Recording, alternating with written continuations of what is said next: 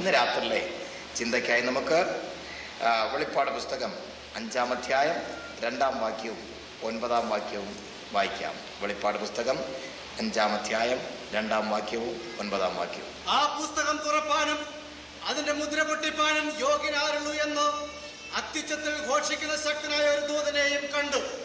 ആരുള്ളൂ, യോഗ്യനാരുള്ളൂ എന്ന അത്യുച്ചത്തിൽ ഘോഷിക്കുന്ന ശക്തനായ ഒരു ദൂതനെയും കണ്ടു. 9-ാം വാക്യം.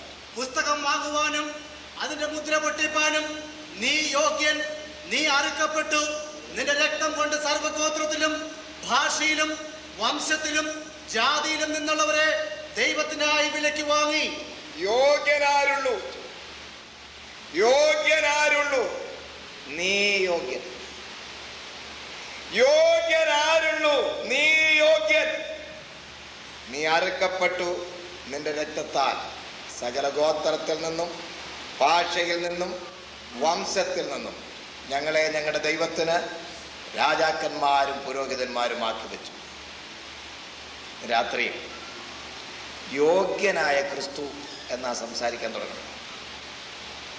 യോഗ്യനായ ക്രിസ്തു എന്ന് പറഞ്ഞാൽ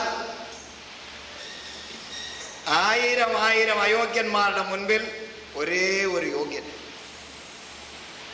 സ്വർഗം പരസ്യ പ്രഖ്യാപനം ചെയ്യുക, യോഗ്യൻ ഒരുവൻ മാത്രം. ക്രൈസ്തലോ വെളിപ്പാട് പുസ്തകത്തെ കുറിച്ച് പ്രസംഗിക്കുമ്പോൾ അതിന്റെ ഔട്ട്ലൈൻ ഒക്കെ പറയുന്ന ഞങ്ങൾക്കും കേൾക്കുന്ന നിങ്ങൾക്കും പഠിക്കുവാനും ഗ്രഹിക്കുവാനും ഒക്കെ നല്ലതാണ്. പക്ഷേ ഇന്നത്തെ യോഗത്തിൽ അങ്ങനെ ഒത്തിരി ഔട്ട്ലൈൻ പറയേണ്ട കാര്യമില്ലാത്തത് കൊണ്ട് അങ്ങനെ ഒത്തിരി പറയാതെ 1-2 കാര്യങ്ങൾ പറയാൻ പോവാം. AD 95-നും 96-നും ഇടയിൽ ഈജിയൻ കടലിന്റെ നടുവിലുള്ള പത്മോസ് ദ്വീപിൽ വെച്ച് ചിറ്റാസിയയുടെ പശ്ചിമ തീരത്തു നിന്ന് 32 മൈൽ അകലെ സ്ഥിതി ചെയ്യുന്ന ഈജിയൻ കടലിന്റെ നടുവിലുള്ള പത്മോസിന്റെ ഏകാന്തതയിൽ വെച്ച് ഈ വെളിപ്പാട് പുസ്തകം വിശുദ്ധ യോഹന്നാനാൽ എഴുതപ്പെട്ടു എന്നാണ് നാം മനസ്സിലാക്കുന്നത്.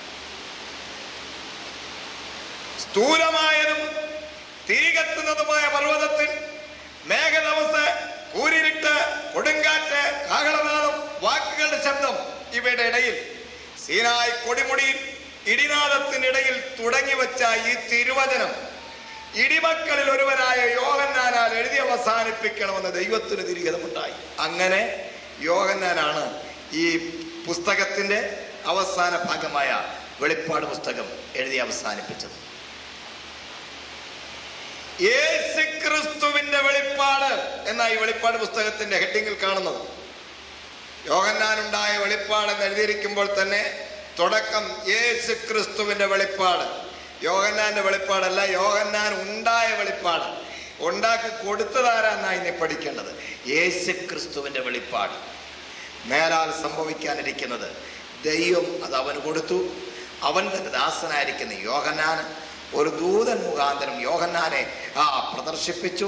ചിറ്റാസിയയുടെ പശ്ചിമ തീരത്ത് സ്ഥിതി ചെയ്യുന്ന ഈജൻ കടലിന്റെ നടുവിൽ വെച്ച് ഇവനിതെല്ലാം പകർത്തി ഏഷ്യയിലുള്ള അല്ലെങ്കിൽ ഏഷ്യ മൈനറുള്ള 7 സഭകൾക്ക് ഇത് ദൂതായി പ്രകാശിപ്പിക്കുകയും ചെയ്തു. അങ്ങനെയാണ് ഈ വെളിപ്പാട് പുസ്തകം നമുക്കും ലഭ്യമായി തീർന്നത്. 1-ാം പുസ്തകവും ഒടുക്കത്തെ പുസ്തകവും കൂടെ ചേർത്ത് അങ്ങോട്ട് പിടിക്കാമെങ്കിൽ എന്നാ കോമ്പിനേഷൻ ആണെന്നറിയാമോ? ഈ 66 പുസ്തകങ്ങളും പലയിടങ്ങളിൽ എഴുതുകൊണ്ട് പല നിലവാരത്തിൽ എഴുതിയതാണെങ്കിലും ഈ 66 പുസ്തകങ്ങളെ ഒരുപോലെ ചരട് പിടിച്ചു കൊണ്ടുവന്നിരിക്കുന്ന പരിശുദ്ധാത്മ ഒന്ന് തന്നെയാകയാൽ ഈ പുസ്തകം ആവർത്തിച്ച് വായിച്ചാൽ മനസ്സിലാകും ആരാണ്ട് ഒറ്റ വ്യക്തിയായി എഴുതിയിരിക്കുന്ന. അത്ര കൃത്യമാണ് ഈ പുസ്തകത്തിന്റെ രചന. ഇനി ഒരു ഭാഗം കൂടെ പറഞ്ഞ് വെളിപ്പാട് പുസ്തകത്തെ കുറിച്ച് വിട്ടിട്ട് നമുക്ക് വിഷയത്തിലേക്ക് വരാം. വേദപുസ്തകം 66 മുറികളടങ്ങിയ ഒരു വലിയ ബംഗ്ലാവാണെങ്കിൽ ഉൽപ്പത്തി പുസ്തകം അതിന്റെ പോർട്ടിക്കോ റൂമായിരിക്കും. പുറപ്പാട് പുസ്തകം അതിലെ ഡ്രസ്സിംഗ് റൂമായിരിക്കും. ലേവ്യ പുസ്തകം അതിലെ ആരാധന മുറിയായിരിക്കും. സംഖ്യാപുസ്തകം അതിന്റെ സ്റ്റോർ റൂമായിരിക്കും. സങ്കീർത്തന പുസ്തകം സംഗീത മുറിയാണ്. ഉത്തമഗീതം മണവറയാണ്. വെളിപ്പാട് കലവറയാണ്.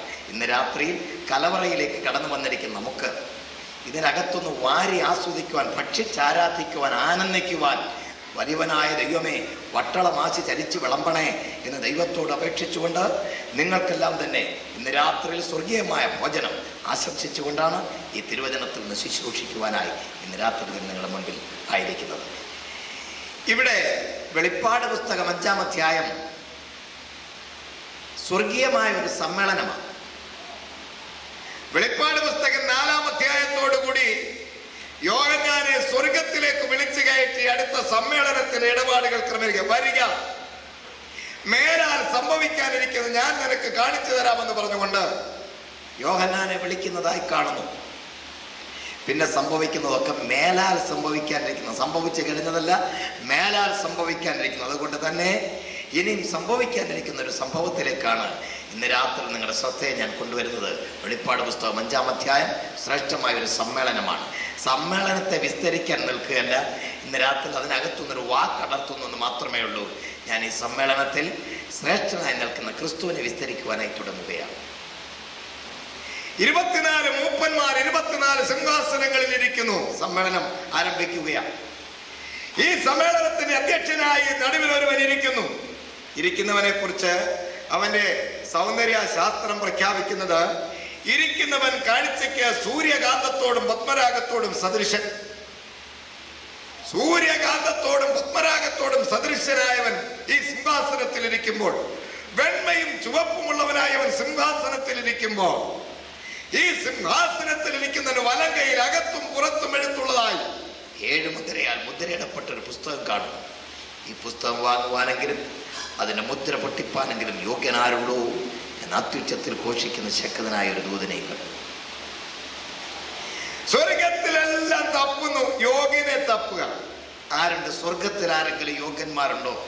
മീഖായേൽ പറഞ്ഞു, ഞാൻ യോഗ്യനല്ല. ഗബ്രിയേലും യോഗ്യനല്ല. അബിയേൽ യോഗ്യനല്ല. ഊറിയേൽ യോഗ്യനല്ല. അർക്കോസന്മാർ യോഗ്യന്മാരല്ല. ഐലോവോസന്മാർ യോഗ്യന്മാരല്ല. മോറോവോസന്മാർ യോഗ്യന്മാരല്ല. മൗത്വന്മാർ യോഗ്യവന്മാരല്ല. ആരാ യോഗ്യൻ? ആരാ യോഗ്യൻ? സ്വർഗത്തിലും ഭൂമിയിലും ആരെയും കണ്ടില്ല. ഭൂമിയിൽ യോഗ്യന്മാരെ തപ്പിയപ്പോ ഭൂമിയിൽ യോഗ്യന്മാരാണെന്ന് നമ്മൾ വിചാരിച്ച പല പുള്ളികളും മുമ്പോട്ട് വന്ന് പറഞ്ഞു, ഞാൻ യോഗ്യനല്ലെന്ന്. ഉദാഹരണം, യോഹന്നാൻ സ്നാപകനോട് ചോദിച്ചിട്ട്, താനൊരു യോഗ്യനാണോടോ? അദ്ദേഹത്തെ കുറിച്ച് ഈ പുസ്തകം പഠിപ്പിക്കുന്നത്, സ്ത്രീകളിൽ നിന്ന് ജനിച്ചവരിൽ ആരും യോഹന്നാനോളം ശ്രേഷ്ഠൻ ഇല്ലെന്ന്.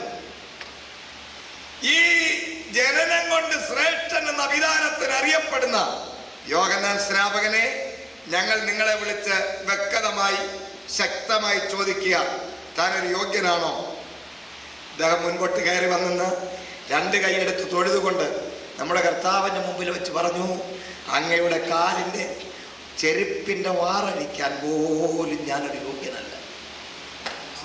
ശ്രേഷ്ഠനെന്ന് വിചാരിക്കുന്ന യോഹന്നാൻ താനായി തന്നെ വിളിച്ചു പറഞ്ഞു, ഞാൻ യോഗ്യനല്ല. യോഹന്നാൻ യുഗങ്ങളുടെ പുരുഷനാണ്. പ്രവാചകന്മാരും ന്യായപ്രമാണവും യോഹന്നാൻ വരെ മാത്രം. യോഹന്നാൻ യുഗപുരുഷനെ, നിങ്ങൾ ആരല്ല? അവൻ പറഞ്ഞു, യോഗ്യനല്ല. ശരി, മാറി നിൽക്കൂ. വേർത്തം കയറി വരുന്നുണ്ട്. പള്ളിപ്രമാണി എന്ന് പറഞ്ഞാൽ പള്ളിയിലെ പ്രമാണി. പള്ളിയിലുള്ളവരെല്ലാം പ്രമാണിമാരാ കേട്ടോ. ഒരുമാതിരിപ്പെട്ടവൻ വല്ലോ പള്ളിയിൽ കയറുമോ?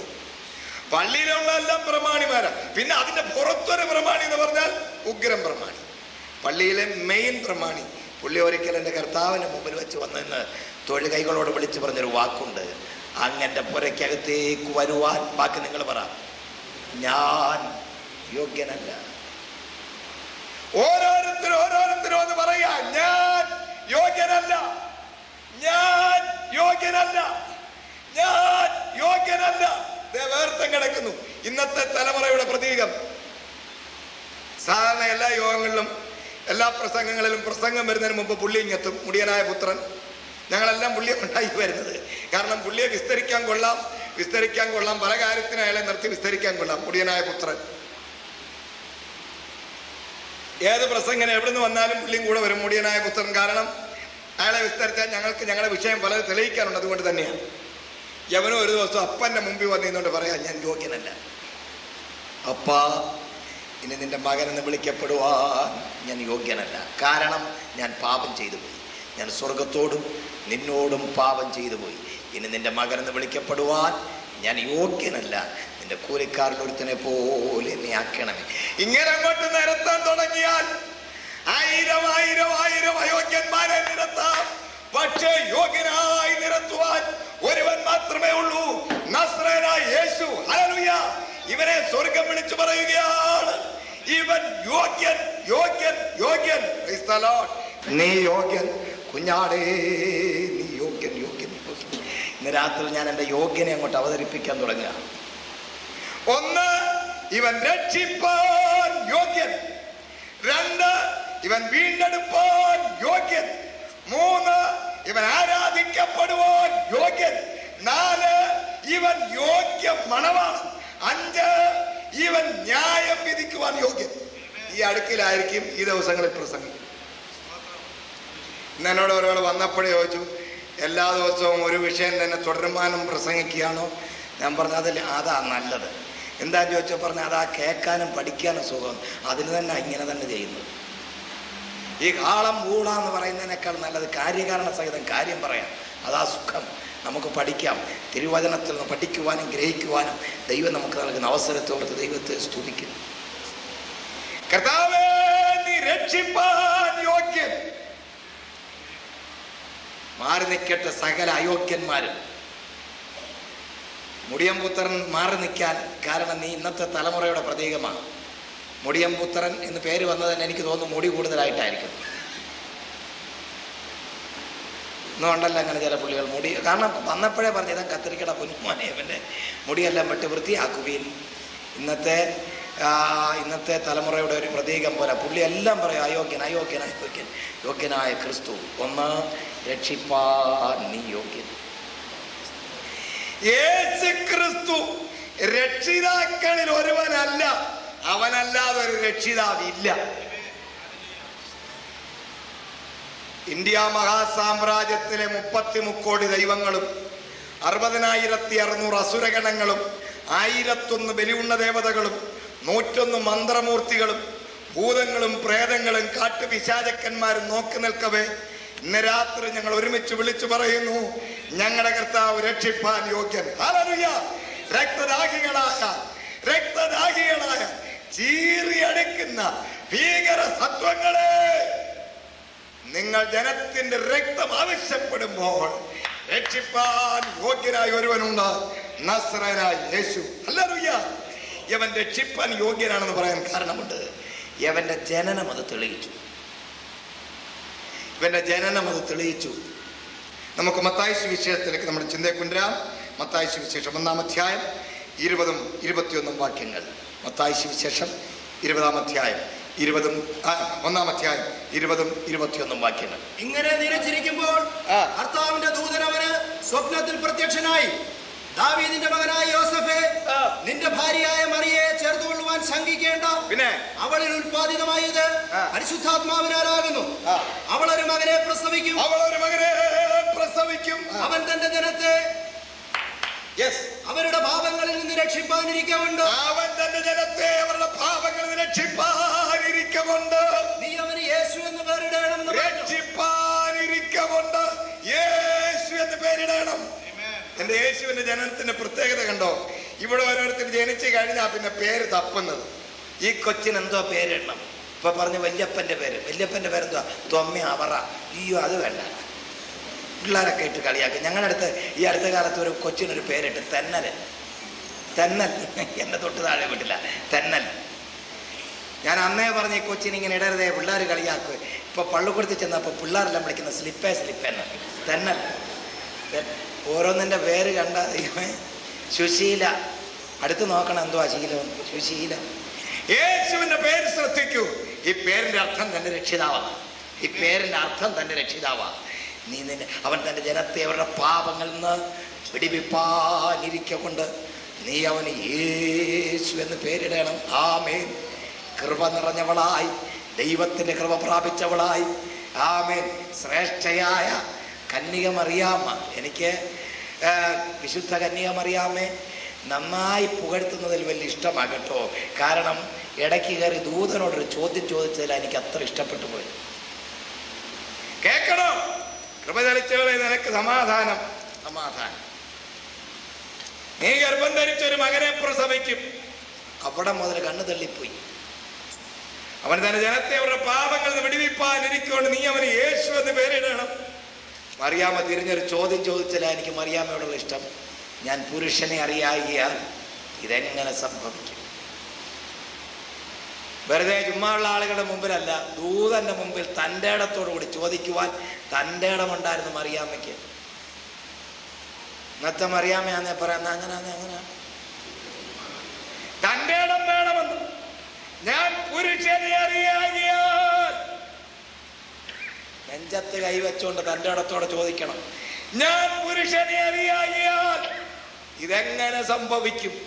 മറിയാമ്മേ, അത്യുന്നതന്റെ ശക്തി നിന്റെ മേൽ വരും, പരിശുദ്ധാത്മാവ് നിന്റെ മേൽ നിഴലിടും. ആകയാൽ ഉത്ഭവിക്കുന്ന വിശുദ്ധ പ്രജ ദൈവപുത്രൻ എന്ന് വിളിക്കപ്പെടും. ഹല്ലേലൂയ.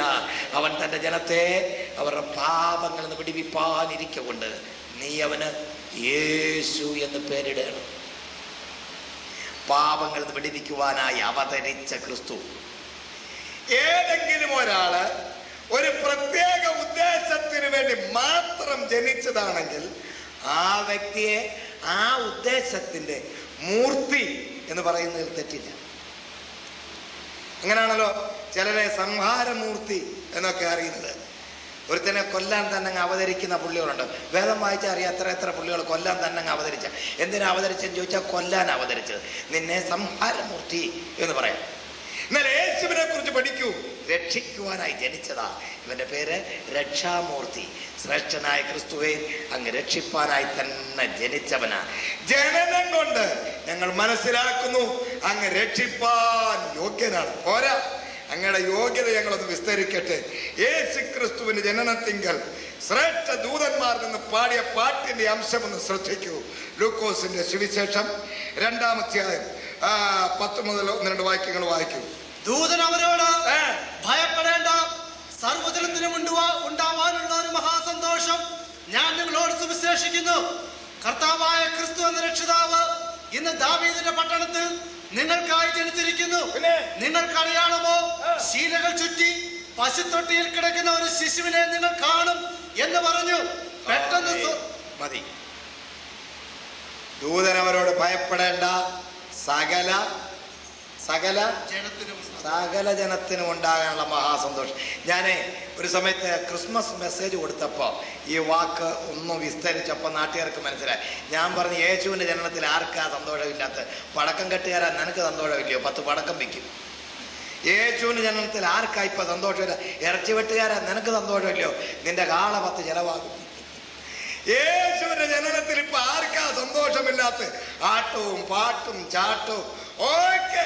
ചാരായം കച്ചവടക്കാർക്കാ ഏറ്റവും കൂടുതൽ സന്തോഷം. കാരണം അന്ന് അങ്ങ് തകർക്കുക. ദൂതന്മാർ വിളിച്ചു പറഞ്ഞ വാക്കുമുണ്ട്. നമ്മുടെ നാട്ടിലെ പുള്ളികളൊക്കെ ഇപ്പൊ ഇറങ്ങിയിട്ടുണ്ട്. ഇവിടെ എല്ലാം തോന്നുന്നു. ഇവിടെ ഉണ്ടോന്ന് അറിയാൻ വയ്യ. ഇവിടെ ഉണ്ടെങ്കിൽ നമ്മുടെ നാട്ടിലെ പോലല്ല.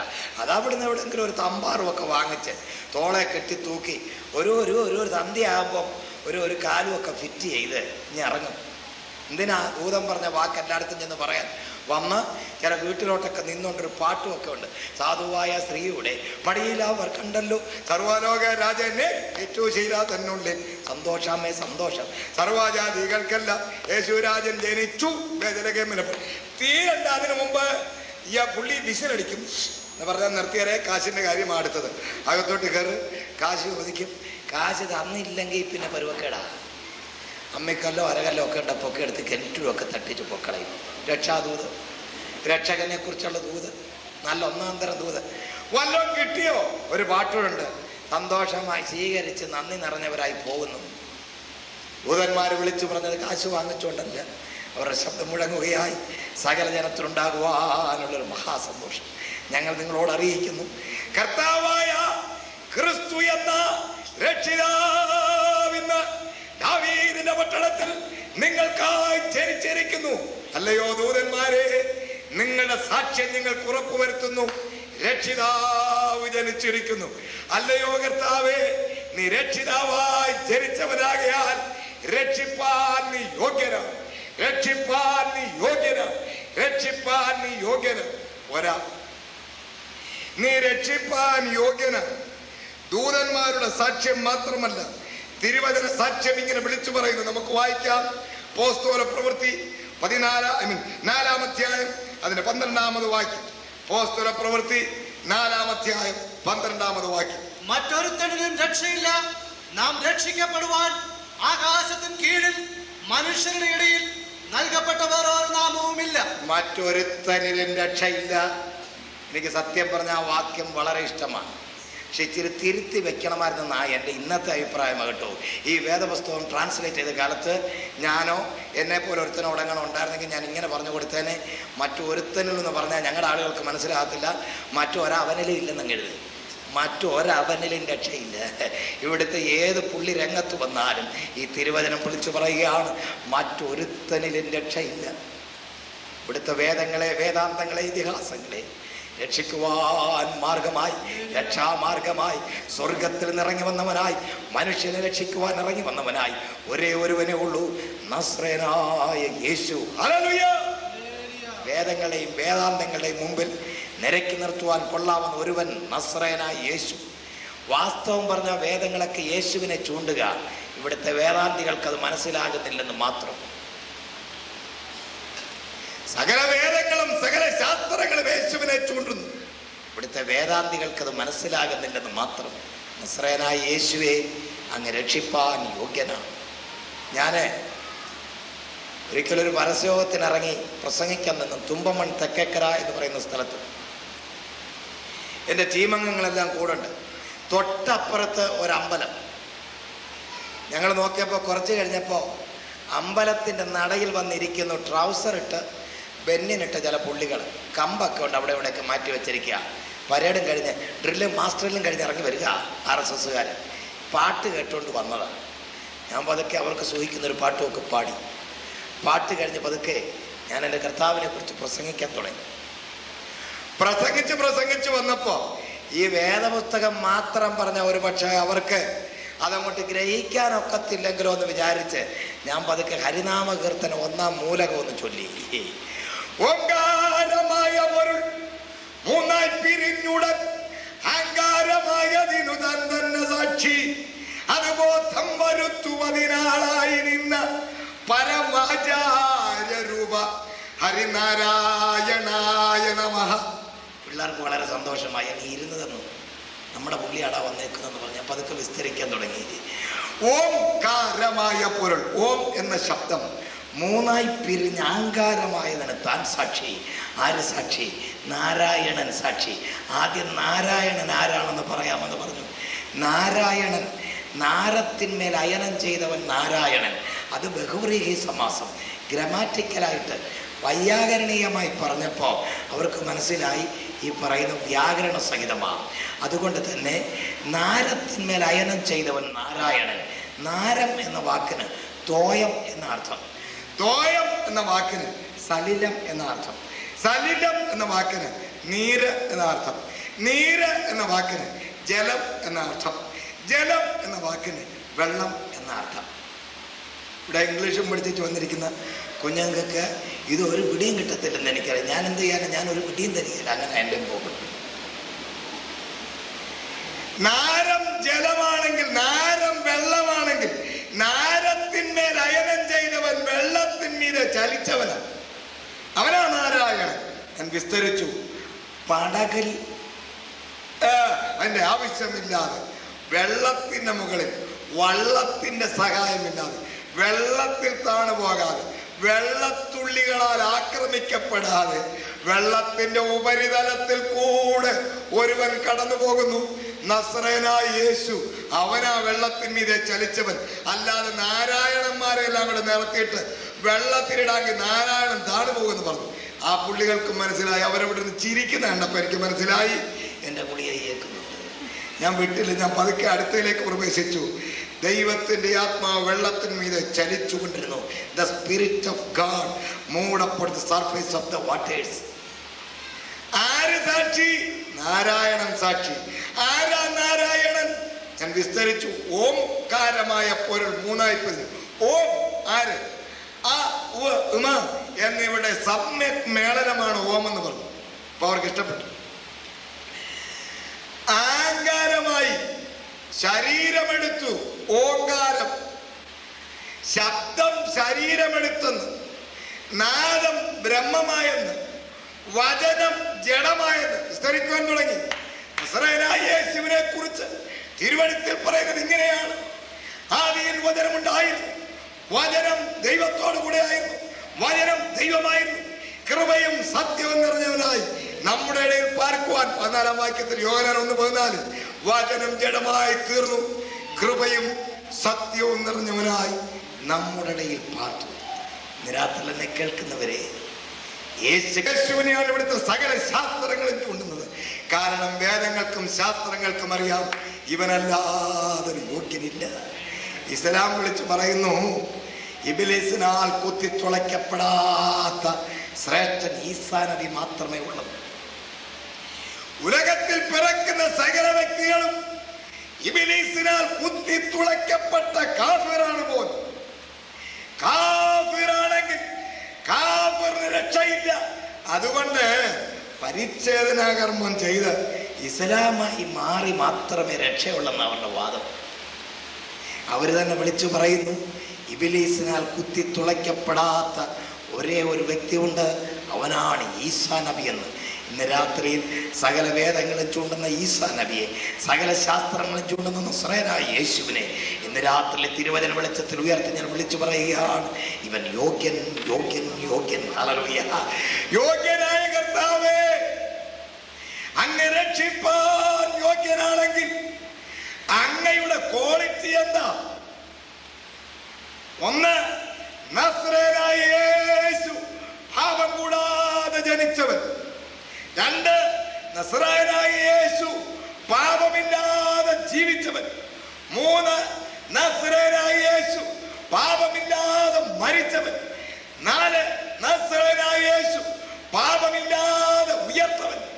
5, നസറേയനായ യേശു പാപമില്ലാത്ത ഇടത്തേക്ക് പരിശുദ്ധനായി കരേറിപ്പോയവൻ. നീയാണ് യോഗ്യൻ, നീ അല്ലാതൊരു യോഗ്യൻ ഉലകത്തിലില്ല. Praise the Lord. യോഗ്യനായ കർത്താവേ, ഞങ്ങൾ അങ്ങേ ആരാധിക്കുന്നു. ഒരിക്കല് കാരാഗ്രഹ പ്രമാണിക്ക് ഒരു ചെറിയ സംശയം തോന്നി. രക്ഷപ്പെടാൻ ഞാൻ എന്തോ ചെയ്യണം? നമുക്കൊന്ന് വായിക്കാം. അപ്പോസ്തല പ്രവൃത്തി 16-ാം അധ്യായം അതിന്റെ 31-ാമത് വാക്യം. അപ്പോസ്തല പ്രവൃത്തി 16-ന്റെ 31. കർത്താവായ യേശുവിൽ വിശ്വസിക്കാം, എന്നാൽ നീയും നിന്റെ കുടുംബവും രക്ഷ പ്രാപിക്കും എന്ന് അവർ പറഞ്ഞു. 30 മുതൽ വായിച്ചാൽ. അവരെ പുറത്തു കൊണ്ടുവന്നു.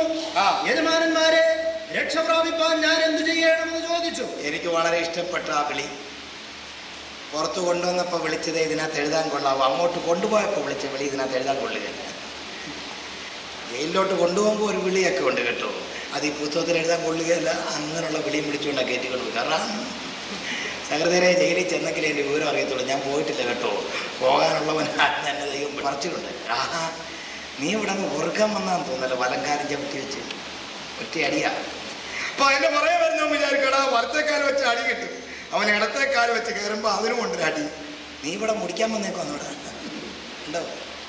3ാമത് വന്ന വിചാരിച്ചാൽ വലത്തേക്കാൽ വെച്ചാലും അടിയാ, ഇടത്തേക്കാൽ വെച്ചാലും അടി. എന്നാൽ രണ്ടൂടെ വെച്ചേക്ക് അവൻ എടുത്തെറിയാട്ടം ചാടി. അപ്പോഴേ ഇടിയുടെ പൂരം. നീ അഭ്യാസല്ലോ. ഇതിലെ തിരിഞ്ഞാലും അടിയുണ്ട്, ഇതിലെ തിരിഞ്ഞാലും അടിയുണ്ട്. ദൈവദാസന്മാരെ കൊണ്ടുപോകുന്ന പോക്ക് കണ്ടോ? അടിയും കൊടുത്ത് ഇടിയും കൊടുത്ത് പുളിയും കുടിച്ച് കൊണ്ടുകൊണ്ട് പോവുക. അങ്ങോട്ട് പോയപ്പോഴും വിളിച്ച വിളിയൊന്നും ഇവിടെ മിണ്ടാനൊക്കത്തില്ല, അങ്ങനെ മിണ്ടേണ്ട ആവശ്യമൊന്നുമില്ല. എന്നാൽ തിരിച്ചു കൊണ്ടുവരുമ്പോ ഒരു വിളി, ദൈവ വെളിപ്പാട് കണ്ടപ്പോഴൊരു വിളി, ദൈവപ്രവർത്തനം കണ്ടപ്പോഴൊരു വിളി.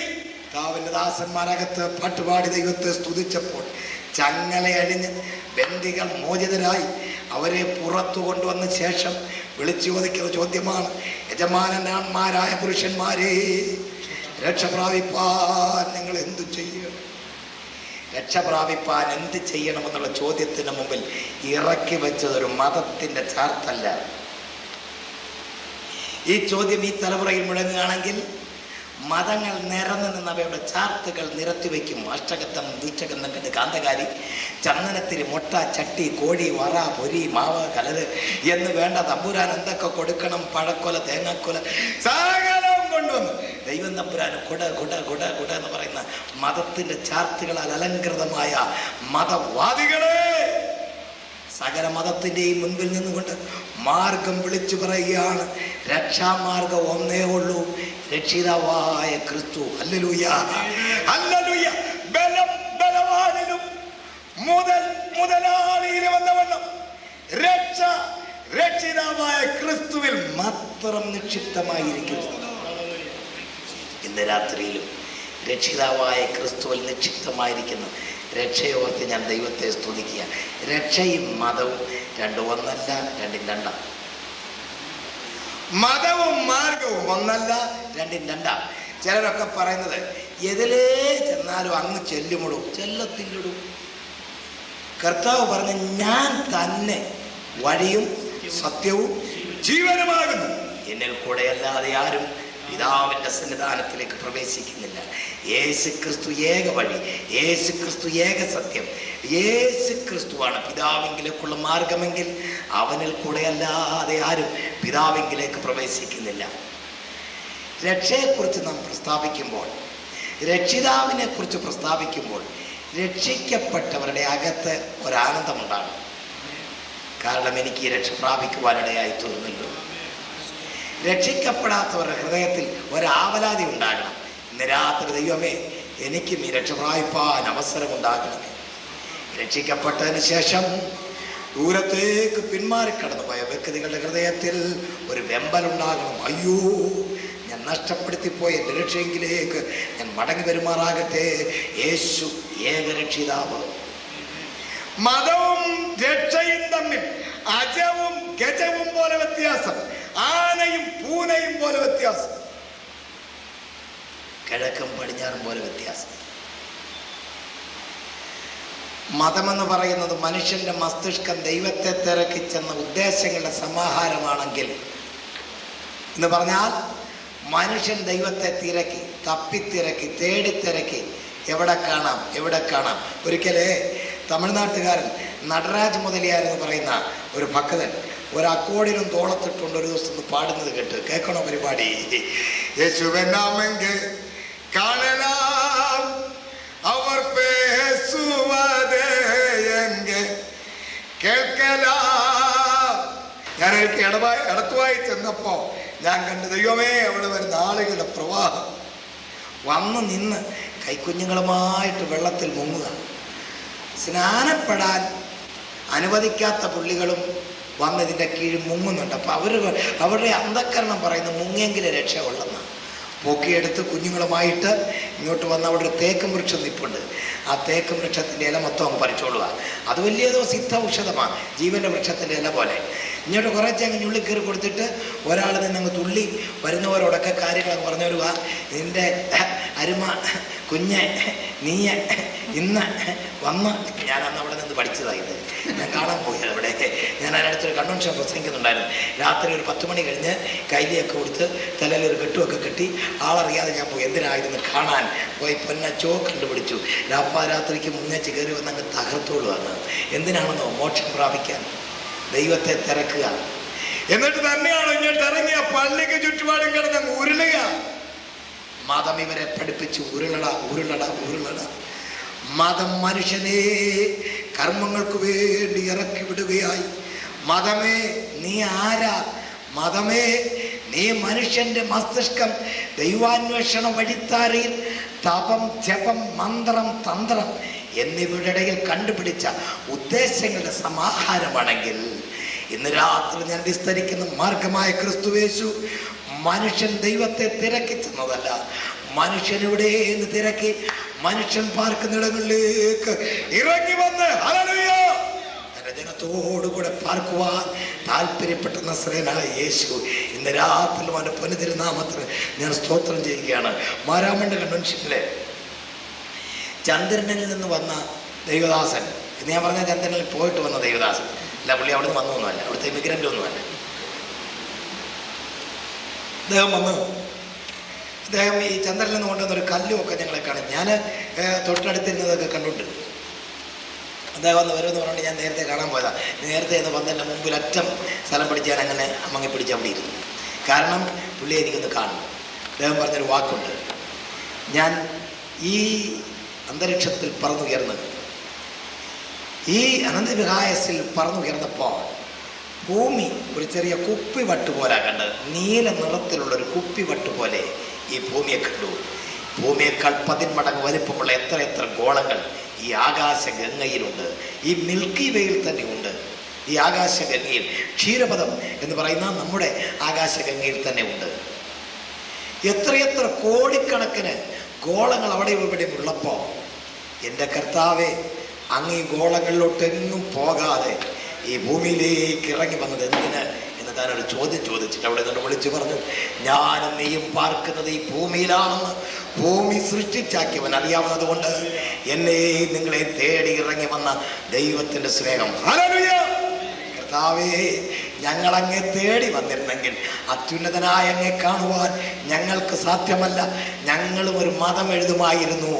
യേശുവിനെ തിരക്കണമെങ്കിൽ, തമ്പുരാനെ തിരക്കണമെങ്കിൽ, ദൈവത്തെ തിരക്കണമെങ്കിൽ ഇന്ന വഴിയെ പോകുവീനെന്ന് കൃപയാൽ അങ്ങ് ഞങ്ങളെ തിരക്കി ഇറങ്ങി വന്നതുകൊണ്ട് തേടിയതല്ല ഞാൻ നിന്റെ ഈ ക്രൂസിൻ സ്നേഹം തേടി പാപിയാമെന്നെ. മതമേ, നിന്റെ പാഠം ഞങ്ങൾക്കറിയാം. നീ ഞങ്ങളോട് പറഞ്ഞു, ഉടുത്തൊരുങ്ങി ചെല്ലടാ, തമ്പുരാനെ കാണാൻ. ഞങ്ങൾ എത്ര ഉടുത്ത പുള്ളികളാണെന്നറിയാം. ചില മതങ്ങൾ വിളിച്ചു പറഞ്ഞു, വെള്ളം കൊണ്ട് ഉടുത്തോണ്ട് ചെന്നു, തമ്പുരാനെ കാണാൻ കേട്ടോ. ദൈവത്തെ കാണുവാൻ മതം മനുഷ്യനെ പഠിപ്പിച്ചു ഉടുത്തൊരുങ്ങി ചെല്ലാൻ. അന്നേരം അടുത്ത മതം പഠിപ്പിക്കുക, വെള്ളം ഉടുത്തോണ്ട് പോയാൽ പുള്ളിയെ കാണാനൊക്കത്തില്ല. പിന്നെ എങ്ങനെ ചെല്ലണം? പച്ച ഉടുത്തോണ്ട് ചെല്ലണം. താടി വടിച്ച്, തല വടിച്ച്, താടി പകുതി വടിച്ച്, ഇങ്ങനെ ആട് പോലെ ആക്കി വൃത്തിയാക്കി പച്ചയും കൊടുത്ത് ചവിട്ടി കയറി അങ്ങോട്ട് ചെല്ല്, തമ്പുരാനെ അവിടെ ഇട്ട് നിനക്ക് കാണാം. ഓഹോ, ഒരു കൂട്ടർ പച്ച കൊടുത്തു. അപ്പോൾ അടുത്ത മതം പറഞ്ഞു, വേണ്ട, പച്ചയല്ല കൊടുക്കേണ്ടത്, നല്ല 1-ാം തരം മഞ്ഞ കൊടുത്ത് ശിവഗിരി വരെ പോയാൽ മതി, തമ്പുരാൻ അവിടെ ഇരിപ്പുണ്ടെന്ന് പറഞ്ഞു. ആളുകൾ കൂട്ടമായി മഞ്ഞ കൊടുത്ത് അങ്ങോട്ട് ചാടാൻ തുടങ്ങി. വേറെ ചില മതം പഠിപ്പിച്ച് അങ്ങനല്ല കേട്ടോ, നല്ല കരിക്കട്ട പോലെ കറുത്ത മുണ്ടെടുക്കണം. എന്നിട്ട് തലമുടി വെട്ടരുത്, ഷേവ് ചെയ്യരുത്, പല്ലുപോലും തേക്കാതിരിക്കാമെങ്കിൽ ഏറ്റവും നല്ല സുഖമാണ്. എന്നിട്ട് 10-40 ദിവസം ഇങ്ങനെ ഇരിക്കണം. മത്സ്യമാംസാദികൾ തൊട്ടു പോകരുത്. എന്നിട്ട് ഇരുമുടി കെട്ട് താങ്ങി തലയിൽ വെച്ച് ഒരൊറ്റ വിളിയും പിടിച്ച് ഒരൊറ്റ നടപ്പ് നടന്നോണം. ചെന്ന് കയറി 18 പടിയും ചവിട്ടി മേളിൽ ചെല്ലുമ്പം ഭഗവാൻ അവിടെ ഇരിപ്പുണ്ടെന്ന് പറഞ്ഞ് കേൾപ്പിച്ചു. നമ്മുടെ നാട്ടുകാരെല്ലാം വിചാരിച്ചു അതാണ് അതിന് ശരി. ബഹുഭൂരിപക്ഷം ആളുകൾ ഈ പറഞ്ഞ പണിയും ചവിട്ടി അവിടെ ചെന്നു. 18 പടിയും 18 വർഷം ചവിട്ടിയ പുള്ളിയോട് ഒരൊറ്റ വാക്ക് പോലും മിണ്ടാൻ ഈ പുള്ളിക്ക് തൻ്റെ ഇടമുണ്ടായില്ലെന്നുള്ളതാണ് ഇവിടുത്തെ പരാജയം. അങ്ങനെ എത്ര മതങ്ങൾ, എത്ര ആളുകളെ തമ്പുരാനെ കാണിക്കാമെന്ന് പറഞ്ഞ് വിളിച്ചെന്നറിയാമോ? ഈ സകല മതങ്ങളുടെയും നടുവിൽ നിന്നുകൊണ്ട് ഇന്ന് രാത്രി ഞങ്ങൾ വിളിച്ചു പറയുകയാണ്, മാർഗമായ സാക്ഷാൽ നസ്രേനായ യേശു ഉടുത്തൊരുങ്ങി ചെല്ലുവാനല്ല എന്നെയും നിങ്ങളെ പഠിപ്പിച്ചിരിക്കുന്നത്. നിന്റെ ഉള്ള വസ്ത്രം കൊണ്ട് കയറി വാ, കുഞ്ഞാടിന്റെ രക്തത്താൽ നിന്റെ അങ്കി അലക്കി വെളുപ്പിച്ചുകൊണ്ട്, ഹല്ലേലൂയ, നിന്റെ അഴുക്ക് വസ്ത്രം മാറ്റപ്പെട്ടവരായി, നിന്റെ പാപം രക്താംബരം പോലെ കടുംചുവപ്പായിരുന്നാലും ഹിമം പോലെ വെളുപ്പിക്കുവാൻ നസ്രേനായ യേശുവിന്റെ രക്തത്തിന് ഹല്ലേലൂയ യോഗ്യതയുണ്ട്. ഇന്ന് രാത്രി എന്നെ കേൾക്കുന്ന വ്യക്തി ജീവിതങ്ങളെ, നിങ്ങൾ എവിടം വരെയായി? യേശുവിനെ രക്ഷിതാവായി സ്വീകരിച്ചിട്ടില്ലാത്ത ആരെങ്കിലും ഇന്ന് രാത്രി വന്നിട്ടുണ്ടോ? വാത്സല്യ സഹോദരി, ഇന്ന് രാത്രി രക്ഷിതാവായി യേശു നിനക്ക് വേണ്ടി യോഗ്യനായി നിലകൊള്ളുക, നിന്നെ രക്ഷിപ്പാൻ യോഗ്യൻ. മതങ്ങളെ, നിങ്ങളുടെ പാഠങ്ങൾ ഞങ്ങൾക്ക് മനസ്സിലായി. നിങ്ങൾ ഞങ്ങളെ കൊണ്ട് മല ചവിട്ടിച്ചു, നിങ്ങൾ ഞങ്ങളെ കൊണ്ട് ഉരുളിച്ചു, നിങ്ങൾ ഞങ്ങളെ കൊണ്ട് സകല കർമ്മങ്ങളും ചെയ്യിച്ചു, നിങ്ങൾ ഞങ്ങളെ കൊണ്ട് തപവും ജപവും ചെയ്യിച്ചു. ചില മതം വിളിച്ച് പറഞ്ഞു, തമ്പുരാനെ കാണണമെങ്കിൽ പ്രാർത്ഥനയാണോ ഏറ്റവും നല്ലത്. ഓഹോ, അതെങ്ങനെ? ചുമ്മാ പ്രാർത്ഥിക്കരുത്, പിന്നെ എണ്ണി പ്രാർത്ഥിക്കണം. അതെങ്ങനെ? 101 മണി എണ്ണി പ്രാർത്ഥിക്കണം. ഓരോ മണിയിലും പിടിച്ചു പ്രാർത്ഥിക്കണം. നമ്മുടെ നാട്ടിലുണ്ട്, ഇവിടെ ഉണ്ടെന്ന് എനിക്കറിയത്തില്ല. ഇങ്ങനെ ഓരോന്നിങ്ങനെ ഞെക്കി നോക്കിയൊരു പ്രാർത്ഥന. ഞാൻ പറയുന്ന ഓരോന്നും ഞെക്കുക. പഴുത്തോ പഴുത്തില്ല, അടുത്തത് പഴുത്തോ പഴുത്തില്ല, ഇത് പഴുത്തോ പഴുത്തില്ല. 101 മണിയും തലമുറകൾ മാറി എണ്ണിയിട്ടും ഇതുവരെ ഞെക്കി പഴുപ്പിക്കാൻ തോത്തിട്ടില്ല. ആരും എണ്ണിയിട്ട് ഞെക്കുകയും വേണ്ട, അതിട്ട് പഴുക്കത്തുമില്ല. ഞെക്കങ്ങ് വിട്ടേച്ച് യേശുവിൻ്റെ അടുക്കിലേക്ക് വാ. ഹല്ലേലൂയ. കർമ്മമാർഗം കൊണ്ട് നസ്രയനായ യേശുവെ നിന്നെ പ്രാപിക്കുവാൻ ഞങ്ങൾക്ക് സാധ്യമല്ല. കർമ്മം ചെയ്യുമെന്ന് സകല മതങ്ങളിൽ നിന്നുകൊണ്ട്, സകല ഭേദങ്ങളിൽ നിന്നുകൊണ്ട് മനുഷ്യരെ പഠിപ്പിച്ചപ്പോൾ സാക്ഷാൽ മാർഗമായ നസ്രായൻ വിളിച്ചു പറഞ്ഞു, സകലം നിവർത്തിയായി, കാൽവറിയിൽ നിന്റെ രക്ഷ പൂർത്തിയായി. രാത്രി കേൾക്കുന്ന വ്യക്തി ജീവിതമേ, യേശു ക്രിസ്തുവിൽ കൂടെയുള്ള രക്ഷ കാൽവറിയിൽ നിവർത്തിച്ചുകൊണ്ട് വിളിച്ചു പറയുകയാണ്, നസ്രയനായ യേശു നിന്നെ രക്ഷിപ്പാൻ യോഗ്യൻ. ആട്ടെ, രക്ഷിക്കാൻ നിങ്ങൾക്ക് തന്നെ യോഗ്യതയുണ്ടോ? ചിലർ വിചാരിക്കുന്ന അവരവർക്ക് യോഗ്യതയുണ്ടെന്നാ രക്ഷിക്കാൻ. അവരവർക്ക് യോഗ്യതയില്ല രക്ഷിക്കാൻ. പണ്ട് കുത്തിയതോട്ടിൽ ഒരു തള്ള വെള്ളത്തിൽ വീണു. കുത്തിയതോടെന്ന് പറയുന്നത് വനവാതിക്കര പാണ്ടനാട് ആ ഭാഗക്കാർക്കൊക്കെ ഇവിടെ ഇരിക്കുന്നവർക്കൊക്കെ അറിയാം. കുളിച്ചോണ്ടിരുന്നപ്പോൾ വല്ലാത്തൊരു ഒഴുക്ക് വന്ന് എടുത്തോണ്ട് പോയതാ. പുള്ളിക്കാരി ഒന്ന് മുങ്ങി പിന്നൊന്ന് പൊങ്ങി കണ്ണ് തെള്ളിയപ്പോൾ അടുത്ത് നിന്ന വള്ളക്കാര് പറഞ്ഞു ഓടിച്ചെന്ന് താണ്ടൊരുത്ത് താഴോട്ട് പോന്നു. ഒരാൾ ഊന്നി പെട്ടെന്ന് വള്ളത്തിൻ്റെ അടുക്കൽ ചെന്ന് ഈ സ്ത്രീയുടെ അടുക്കൽ വള്ളം കൊണ്ട് ചെന്ന് പതുക്കെ വരെ പിടിച്ചു കയറ്റാൻ തുടങ്ങിയപ്പോൾ ഇവരാ വെള്ളത്തിൽ കിടന്നുകൊണ്ട് പറയാം, പിന്നെ എൻ്റെ ദേഹത്ത് തൊട്ട് പോരുതാ. ഇയാൾ പറഞ്ഞു, യോ വല്ല വേദന, ഞാൻ പൊക്കിക്കെട്ടെ. വേണ്ട, ഞാൻ തന്നെ അങ്ങ് വന്നോളാം. എന്താ പണിയെന്നോ, കുളി കഴിഞ്ഞ് തോർത്തുന്നതിന് മുമ്പ് ചുരുട്ടിക്കെട്ടി വെച്ചിരുന്ന മുടി ദാണ്ട് ഈ ഭാഗത്തിരിപ്പുണ്ടായിരുന്നു മുമ്പോട്ട്. പുള്ളിക്കാരി അതേ തന്നെ പിടിച്ചു പറയാം, ഞാൻ അങ്ങ് പൊങ്ങി കയറിക്കോളാം, ഇയാൾ വള്ളം അടങ്ങ് നിർത്തി വെച്ചാൽ മതി, ഞാനിതിനകത്തോട്ടൊക്കെ കയറിക്കോളാം. ആയുഷ്കാലത്തിലൊക്കത്തിൽ കിട്ടുമോ? അവനവൻ്റെ മുടിക്ക് പിടിച്ച് മേലോട്ട് അവരവർ തന്നെ പൊക്കി മേലോട്ട് കയറാമെന്ന് വിചാരിക്കട്ടെ, പരിപാടി നടക്കത്തില്ല. തനിത്തനിയായുള്ള കർമ്മങ്ങളാൽ, തനിത്തനിയായുള്ള രക്ഷാകരണ കാര്യപരിപാടികളാൽ യാതൊരു മനുഷ്യനും രക്ഷ നേടുവാൻ സാധ്യമല്ല. നിന്നെ രക്ഷിക്കുവാൻ വെള്ളത്തിൽ താഴാതെ ഒരുവൻ കടന്നു വരണം. അവനാ വള്ളക്കാരൻ, നസ്രയനായ യേശു. പാപസാഗരത്തിൽ പറയുന്ന മനുഷ്യർക്ക് വേണ്ടി, പാപത്തിൽ ഉൾപ്പെടാത്തവനായി പാപികൾക്ക് വേണ്ടി പരമോന്നതനെന്ന് പാരിടത്തിലേക്ക് കടന്നു വന്ന നസ്രയനായ യേശുവേ, നീയാണ് പരിശുദ്ധനായ യോഗ്യൻ. ഇന്ന് രാത്രി ഞങ്ങൾ അങ്ങേ വിസ്തരിക്കുമ്പോൾ അങ്ങ് രക്ഷിപ്പാൻ യോഗ്യൻ. നസ്രയനായ യേശുവേ, അങ്ങ് ആരാണ്? അനന്ത കോടി വിസ്തൃതമായി കിടക്കുന്ന ബ്രഹ്മാണ്ഡ ഘടാകങ്ങളിൽ തങ്ങിക്കൂടി നിൽക്കുന്ന താരസമൂഹങ്ങളെ വാരി നിരത്തി പേര് വിളിച്ച ശ്രേഷ്ഠനെ, അങ്ങ് യോഗ്യനായി ചെറുതായി ഈ ഊഷരഭൂമിയിലേക്ക് കന്യക മറിയാമിൽ കൂടെ കന്യകാസൂനുവായി കാലത്തിന്റെ തികവെങ്കിൽ ഇറങ്ങി വന്ന കർത്താവേ, നീ യോഗ്യനെന്ന രാത്രിയിലും ഞങ്ങളും ഈ രാത്രി യോഗത്തിൽ നിന്നുകൊണ്ട് പ്രസ്താവിക്കുകയാണ്. നസ്രായനായ യേശുവേ, അങ്ങ് ആരാണ്? അനന്തതയുടെ അണിയറയിൽ ആദിദൈവമാം യാഗിനാൽ അനാദികാലങ്ങൾക്ക് മുമ്പ് സൂക്ഷിക്കപ്പെട്ടൊരു ഗോതമ്പ് മണിയത്രേ ക്രിസ്തു. കാലത്തിന്റെ തികവെങ്കിൽ അവൻ ഈ പാപലോകത്തിലെ ചേറ്റുകണ്ടത്തിൽ വിതയ്ക്കപ്പെട്ടു. കാലത്തിന്റെ പ്രതികൂല അനുകൂല സാഹചര്യങ്ങളിൽ അവൻ ഗദസമനയിൽ വെച്ച് കൊയ്യപ്പെട്ടു. പീലാത്തോസിന്റെ അരമന മുതൽ കാൽവറി വരെയും മെതിക്കപ്പെട്ടു. കാൽവറിയുടെ തിരുകല്ലിൽ പൊടിക്കപ്പെട്ടു. എനിക്ക് നിനക്കും ജീവൻ പ്രദാനം ചെയ്യുവാനായി കാൽവറിയുടെ ബോർമയിൽ, ദൈവക്രോധാക്കളുടെ ബോർമയിൽ വെന്തെരിഞ്ഞ് ജീവൻ പ്രദാനം ചെയ്യുവാൻ പുറത്തിറങ്ങി വന്ന ജീവന്റെ അപ്പമാണ് ക്രിസ്തു. ഹല്ലേലൂയ. നസ്രയനായ യേശുവേ, അങ്ങ് ആരാണ്? കാലാതീതനായ ദൈവം കാലത്തിന്റെ തികവെങ്കിൽ കാലിക്കുട്ടിൽ പിറന്ന് കാൽവറിയിൽ മരിച്ച് കാലനെ വലിയ കർത്താവത്രേ ക്രിസ്തു. നസ്രയനായ യേശുവേ, അങ്ങ് ആരാണ്? പാപിയെ അവന്റെ പണിപ്പുരയായ കാൽവറിയിൽ കൊണ്ടെത്തിക്കുവാൻ സ്വർഗം ചരിച്ചിറങ്ങി വന്ന ശ്രേഷ്ഠ ക്രൈനത്രേ ക്രിസ്തു. നസ്രയനായ യേശുവേ, അങ്ങ് ആരാണ്? വെറും മൺപാത്രങ്ങളായിരുന്നു ഞങ്ങളെ നറും വിൺപാത്രങ്ങളാക്കി മാറ്റുവാൻ സാക്ഷാൽ വിൺപാത്രമായവൻ വേഷാൽ ഒരു പെൺപാത്രത്തിൽ കൂടെ വേഷാൽ ഒരു മൺപാത്രമായി തീർന്ന സാക്ഷാൽ വിൺപാത്രമത്രേ നസ്രയനായ യേശു. നസ്രയനായ യേശുവേ, അങ്ങ് ആരാണ്? ചരിത്രാതീതനെങ്കിലും ചരിത്രത്തിൽ ഇറങ്ങി വന്ന് ചരിത്രത്തെ BC എന്നും AD എന്നും രണ്ടായി വിഭജിച്ച് ചരിത്രം സൃഷ്ടിച്ച ചരിത്ര പുരുഷനത്രേ നസ്രയനായ യേശു. ഇന്ന് രാത്രിയിലും ഈ യോഗ്യൻ നിങ്ങൾക്കാരാണ്. ഈ യോഗ്യൻ ഇന്ന് രാത്രിയിൽ നിങ്ങൾക്കാരാണ്. കെട്ടിപ്പിടിച്ച് വിളിച്ചു പറയണം, അവൻ എനിക്ക് രക്ഷിതാവാണ്. പൊന്നോമന മുഖത്തേക്ക് നോക്കിക്കൊണ്ട് ഇന്ന് രാത്രി വിളിച്ചു പറയണം, അവനെ രക്ഷിപ്പാൻ, അവൻ എന്നെ രക്ഷിപ്പാൻ ലോകത്തിലേക്ക് ഇറങ്ങി വന്നു. ക്രിസ്തു യേശു പാപികളെ രക്ഷിപ്പാൻ ലോകത്തിലേക്ക് വന്നു എന്നുള്ളത് വിശ്വാസ്യവും എല്ലാവരും അംഗീകരിപ്പാൻ തക്കവണ്ണം യോഗ്യമായ വചനവും തന്നെ. ഇന്ന് രാത്രി യേശുവുമായുള്ള നിങ്ങളുടെ ബന്ധം എന്ത്? നസ്രയനായ യേശുവുമായുള്ള നിങ്ങളുടെ ബന്ധം കഴിഞ്ഞകാല പരിചയങ്ങളുടെ ബന്ധമോ? സഹോദരിമാരെ, സഹോദരന്മാരെ, ക്രൈസ്തവ ഭവനത്തിൽ ജനിച്ചു വളർത്തപ്പെട്ട ബന്ധമാണോ യേശുവുമായി? ഇന്ന് രാത്രി തനിത്തനിയായി ചിന്തിക്കൂ, യേശുവുമായുള്ള നമ്മുടെ ബന്ധം എങ്ങനെയാണ്?